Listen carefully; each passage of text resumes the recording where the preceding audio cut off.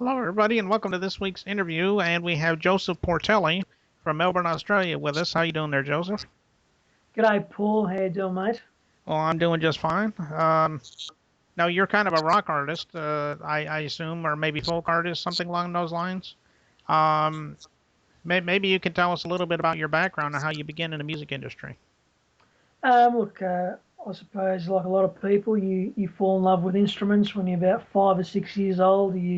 You then start playing guitar at 11, 12, and you basically just have that that affiliation with your love in an instrument, and you start writing. You start sharing your love with friends and family. You find yourself singing at barbecues, and then you start finding yourself singing at, you know, uh, venues, and then you find yourself in recording studios, recording songs and then recording your own songs. So that's basically, in a nutshell, how it all began and where we're at today. Oh, okay. Well, that's good. Um, what are your influences as far as musical genres or bands go? Maybe you can share us a few of yours. Look, I haven't got, you know, it's, I mean, there's a lot of influences. I mean, one being uh, I wasn't really exposed to a lot of music as a kid as such, so I used to have to go and buy my records. And one of the records that I used to play over and over again was the Bee Gees' greatest hits. Loved the Beatles, and then obviously through the 80s you had consistent artists like Phil Collins, Stevie Wonder, bands like Marillion. I even got into, AC/DC even, so you just listen to, all this great music. It touches you, and of course, it has to influence you in some way or other. Okay, yeah, some of those bands you mentioned are pretty good, like Stevie Wonder, and I think you mentioned the Bee Gees and the Beatles as well. All those are pretty good bands. What about your albums? You got an album coming out soon, or have you had any albums in the past? Maybe you'd like to share those with us. Yeah, look, just released a single called Happy New Year.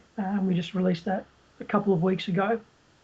I co-wrote the song with a good friend of mine called Tiffany Cherry, and we were going to release the song next year, but after she showed it to a good friend, you know, the great musical icon Molly Meldrum, he advised us to release the song on this side of the year. So we have, and we've been quite busy promoting that and getting that on the way. So we've had quite a good response, and it's an ideal song. It's New Year's Eve today. It's an ideal song to put on your playlist and to listen to, when you're partying into the new year, into 2015. Okay, well, I'm sure people will love to get it. As far as loving to get it goes, tell us where we can get it. Can you get it on iTunes, your website? Is there any other places you can get it? Maybe you can share that with us. Absolutely. You can go into my website, which is www.josephportelli.com.au, and just follow the instructions there to download it. Or else, if you want to go directly to iTunes, just go directly to iTunes. Artist is Joseph Portelli, and the song is simply Happy New Year. And download it. I think it's 99 cents American, $1.69 Australian.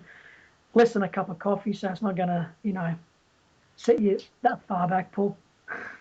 Okay, all righty. Well, I'm sure we'll be looking forward to getting that song and jamming out to it, as you say. So, well, I see on the clock on the wall we're about out of time, but want to thank you so much again, Joseph, for coming on the show. And anytime you want us to, promote anything new for you, if you have another album you're coming out with one of these days, you want us to have another interview with you, just let us know, and we'll have you back on the show sometime.